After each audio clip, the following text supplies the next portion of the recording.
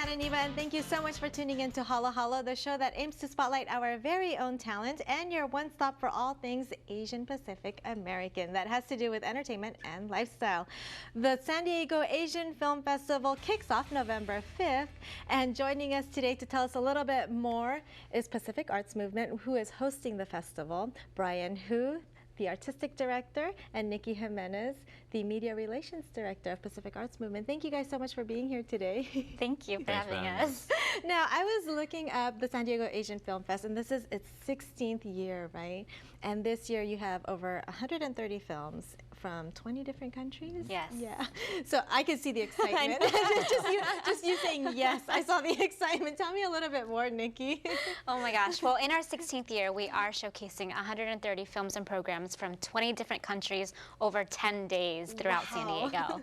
Yeah, that's huge. I hear, Brian, that San Diego Asian Film Festival is one of the biggest, if not the biggest, in the West Coast. Yeah, we show more Asian films than any other film festival on the West Coast, which surprises a lot of people because they wouldn't expect that from San Diego. Yeah, so tell us what we can expect at the film festival, because I hear you have 4 different types of programs, maybe? Yeah, we like to think about it. I mean, 130 films is way too much for anybody to really digest at once. I don't know. I love films.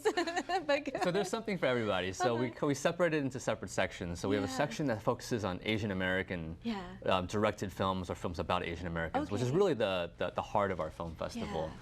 And then we have a section for the mainstream stuff from Asia. So these are the romantic comedies from Korea, the Yakuza film from Japan. So this is where you can get your fix of what's hot in Asia. Right. And then we have a section called the Masters section. This is for all the great auteurs of the world. Yeah. And then lastly, we have a section called Discoveries, which is where we have a lot of fun kind of discovering new talents from Asia. Do you guys get to discover new talents from Asia? Yeah, so we get hundreds of submissions every year, and then I travel to film festivals all over the world, really looking for the latest and greatest people who are just coming out of film school. They're still discovering their voice. Yeah. Maybe their films aren't perfect yet, but we want to tell them you're onto something. Yeah, there's something about you. I could see your work coming out of Cannes, right, or Berlin Film Festival, which is what your master's program is all about, right? Yeah, we have the film that won the Berlin Film Festival this year from Iran. It's called Taxi. And we have the film that won Best Director at the Cannes Film Festival this year called The Assassin from Taiwan. Oh, I did hear about The Assassin. Yeah, that's making huge waves. I think the director is very well known, right? Very. He's one of my favorite directors ever. He is, yeah. Now, aside from films, you guys also have a couple of special events. I know one of them is Dr. Ken. Can you tell me a little bit more? It's so amazing to see just Ken Jeong in general kind of evolve into this character who is now coming into mainstream with his new show, Dr. Ken, airing on ABC. It's been picked up for another season.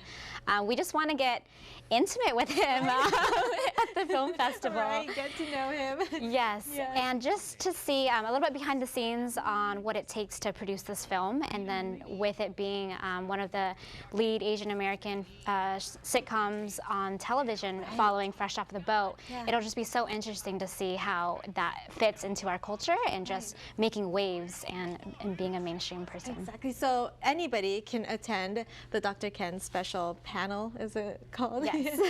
And then I also noticed that you have something that has to do with BuzzFeed. Oh my gosh. I'm a huge fan of BuzzFeed. BuzzFeed just plasters everyone's Facebook walls on a daily basis. All their videos. So with BuzzFeed, it's awesome to see them kind of just evolve into this, I guess, smaller website into now a mainstream platform for giving Asian Americans a place to produce and be seen, both behind and in front of the cameras. And so we're really excited to explore that. Eugene Lee Yang from BuzzFeed will be with us in San Diego, and I'm sure he has his own fun little following, but also some other people from BuzzFeed, just to give us that insight on how they've evolved and what it takes to run this huge media platform. Wow, so all the information, where do we go for tickets and for more info on the festival? So our festival website is festival.sdaff.org, festival.sdaff.org, and that has our full lineup of 130 films and programs. With each film, you can purchase tickets directly from that page, and we're just excited to spread the word. Like you said, it's so many different types of films, not just feature films. You have short films, you have anime, maybe? Yes. Yeah, a little bit of a lot of animation always amongst our most popular programs. We have documentaries, we have experimental films. And you guys have been with Pacific Arts Movement for at least 5 years now, putting this film festival together. Do you see a different theme this year? What we see every year is that it's so diverse. Right. That every year we continue to be surprised by just how many kinds of stories are coming out of Asia and out of Asian America. Right. This year we were surprised that, we shouldn't be surprised, but our opening film is called Miss India America. Yeah. It's one of the few feature-length Asian American films that have a female comedic lead. Right. And we were thinking about, in the history of Asian American cinema, has this happened before? And it's so rare. Right. Yeah, so we're very excited that things like this are popping up as well. Yeah, I love, actually I had the director of Miss India America here, and he was telling me about the film.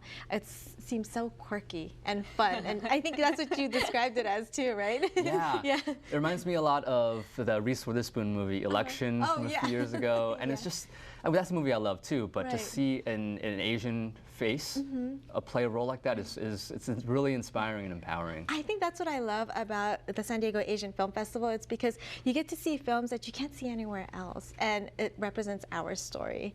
You know, so for more info, actually, I know there's a deal going on too for people. There's like a free movie screening on weekdays. Tell me a little bit more about that. So we try to make our film festival as accessible as possible. So we have free screenings every weekday at 4 p.m. We have a film for free. Nice. And then for those that can't make it on the weekdays, traveling from Los Angeles, you still have a discount. I think a Sweet 16 discount. Is that what it's called? Yes, we can definitely give you more information about our Sweet 16 discount. Okay. Okay, we're going to take a quick break, but don't go anywhere because Nikki and Brian gives us a behind-the-scenes look at some of the top films that will be screening at the San Diego Asian Film Festival.